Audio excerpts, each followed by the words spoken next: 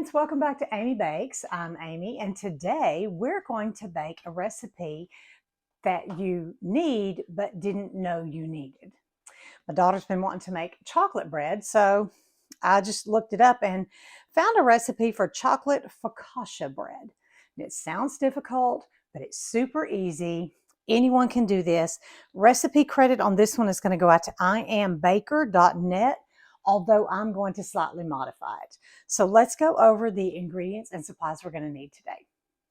For our ingredients, we're going to need 1 3/4 cups of warm water, and that's going to be a temperature of about 105 to 110.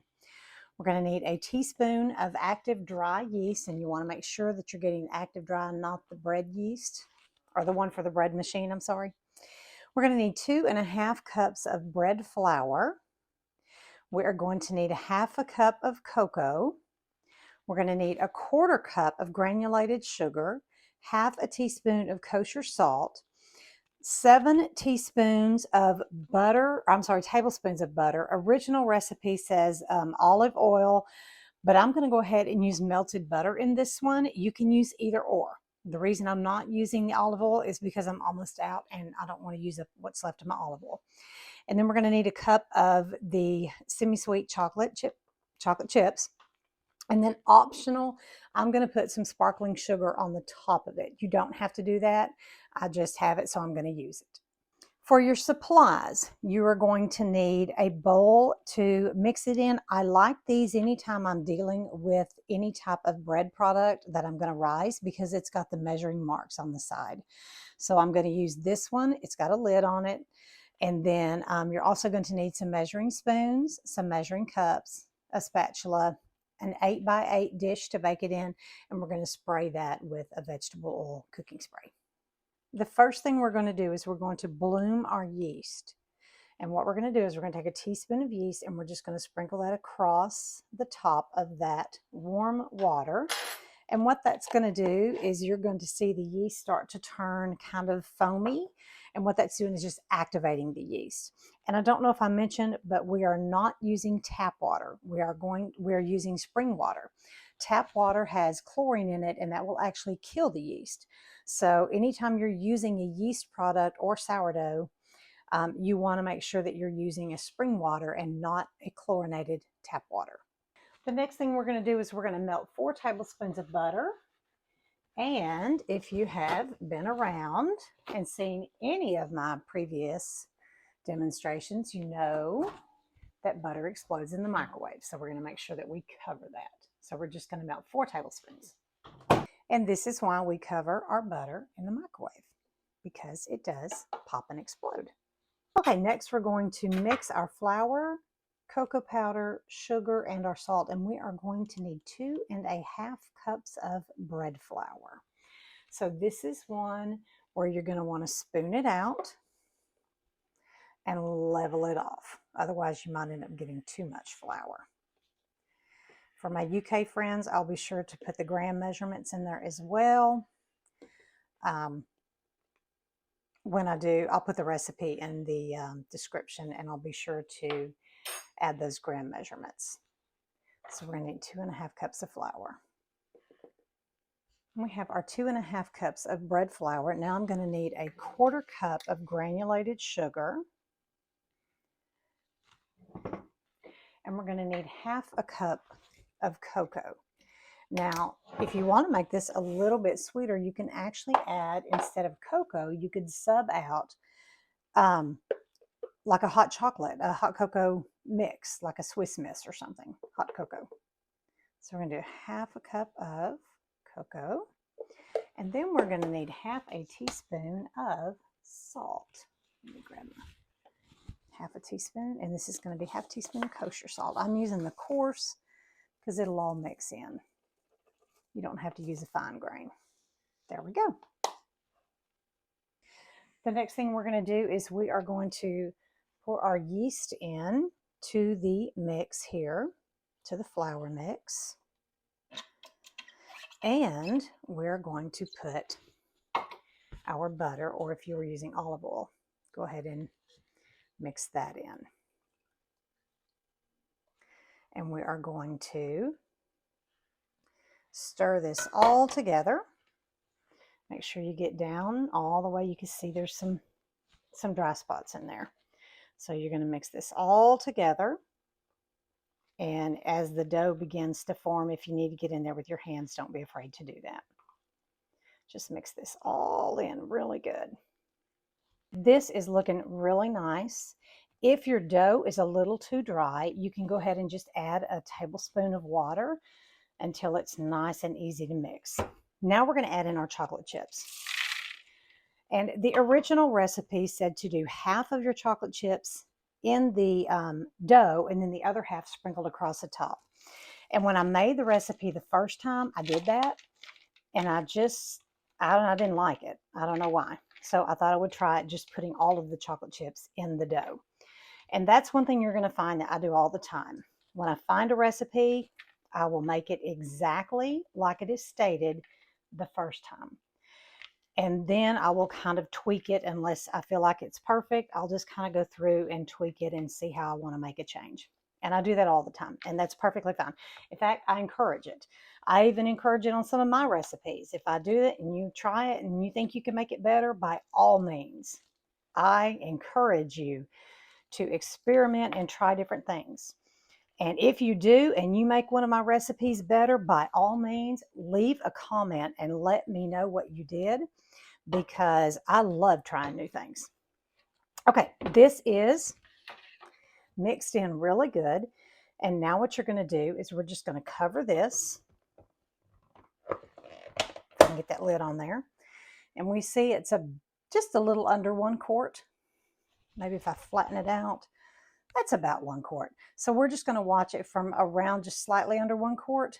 And we're going to let this rise in a warm place until it doubles in size. It should take about an hour. I'm just going to use the proof setting on my stove. We're going to set that timer for an hour. Then we'll come back and check on it. This has definitely doubled. So we're just under the 2 quart. So what we're going to do now is we are going to put it into an 8x8 dish. We're going to spray it. And I do this because I've tried it with just using the olive oil or butter, and it kind of sticks. And so now we just spray the pan. So we're going to just spray that down. And now the recipe says to take your olive oil or your butter and just put it in the bottom of the pan. This is an optional step, I'll be honest. This is strictly just at this point for flavor and maybe extra calories, because you don't really have to do that. If you spray it, you don't really need to do that, but the recipe does say for flavor to go ahead and do that. So that's there. And now what we're going to do is I'm not going to deflate this dough. I'm just going to drop it in there. Okay. Ooh, look at that. I'll go ahead and take all of this. I might grab a spatula. I'm just going to get all of this in there. Now, the recipe at this point says to preheat your oven to 450 and go ahead and bake it. But when I make regular focaccia bread, you actually rise it twice. And so I'm going to rise this one twice instead of just going immediately into baking. So I'm just going to move it over into the corners. And then I'm going to cover this up with a little saran wrap, and I'm going to go ahead and let it rise again for about 45 minutes. And then we're going to bake it. So we're just going to cover this, put that back in the oven on proof for about 45 minutes. There we go. We have the oven preheated to 450, and I have sprayed some of the vegetable oil on my hands, and we're just going to dimple the dough. And to do that, you just kind of push in and just kind of give it a little quiver, basically. That's it. Now I'm going to wash my hands. Now what we're going to do is we're going to sprinkle the sparkling sugar over the top. So what sparkling sugar is sometimes in like bakeries you will see scones that have that really, it's a coarse sugar and they're on across the top. And what it is it's coarse enough that it doesn't melt in and bake into your bread or your pastry. And so it just kind of keeps a little bit of that coarse texture, but it's not super coarse. So it's really good for things like this. Now we're going to pop that in the oven for 18 to 20 minutes. And then, there you go. I'm going to start at 18 and then we will check it and see if we need to bake it a little longer. Okay, we put it in for an additional 2 minutes because it wasn't quite ready. So let's check it now. Yeah, that's good. All right, this is done. Doesn't that look beautiful? Now you might be asking yourself, what in the world do I do with chocolate focaccia bread? Well, let me help you with that. If you like tea, it would go great with a little cup of tea in the afternoon. Or it's a great dessert bread. Or maybe even instead of having banana bread or a muffin for breakfast, you could go ahead and have this chocolate focaccia bread. It is really good. It's not super, super sweet, but it's really delicious. And it kind of has a texture not quite like a banana bread or like a chocolate loaf bread. It's a little bit more like a bread than it is the quick bread or a muffin texture like that. So it's really good. It's a little unique.